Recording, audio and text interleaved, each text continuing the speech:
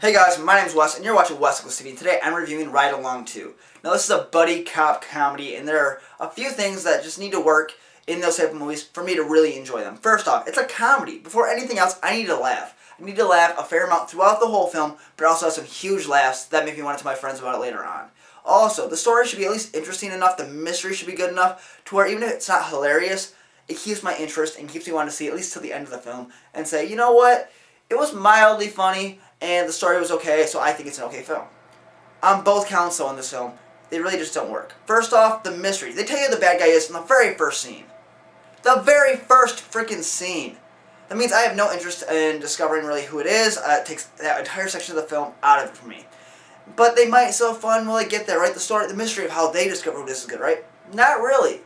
Basically, you're given a bunch of similar scenes to the scene you saw before, similar scenes to the scene you saw in the first movie, and they repackage them, and you're supposed to love it. And I just didn't. I thought it was kind of boring. So, that entire segment, throw it out the window. Is it funny? Kevin Hart's funny. Yeah, Ice Cube's funny. Jeong's this way. He's hilarious in most things. Olivia Munn is pretty funny, especially in her Attack of the Show days.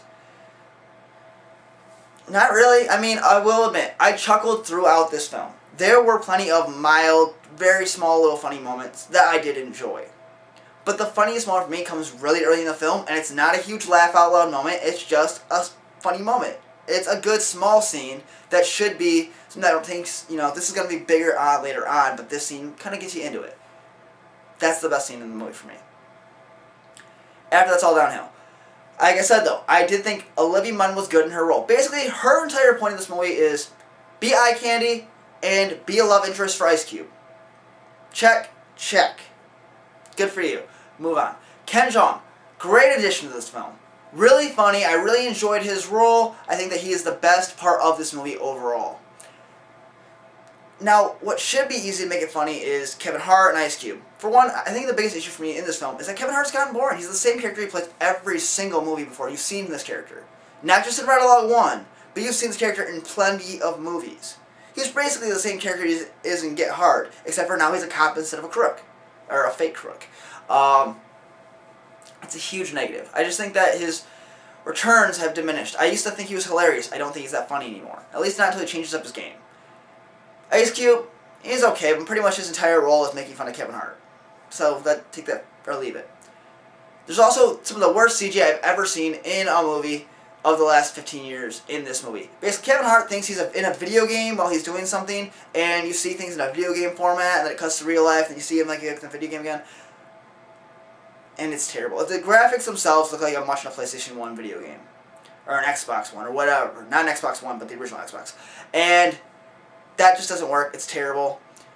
It pulls me out of the film, and there's a scene with an alligator that makes me think of Paul Blart 2, and I absolutely hate that film, and I'm rewinded to that.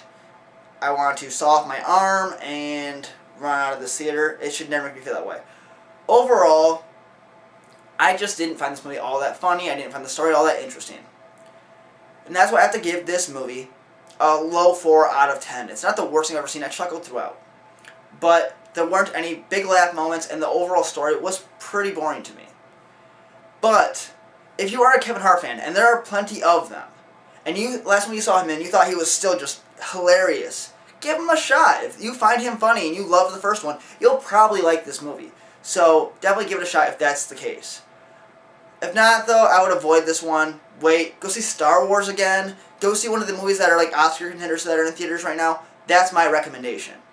But that's just my opinion. I want to know yours. What do you think about it? Let me know in the comment section down below. While you're down there, click the like button right over here. Click subscribe right over here. You can share me on social media. It helps me out a lot. You can follow me on Twitter at WesNichols14. Thanks for watching. My name is Wes. You're watching Wes Nichols TV. Have a great night. Bye.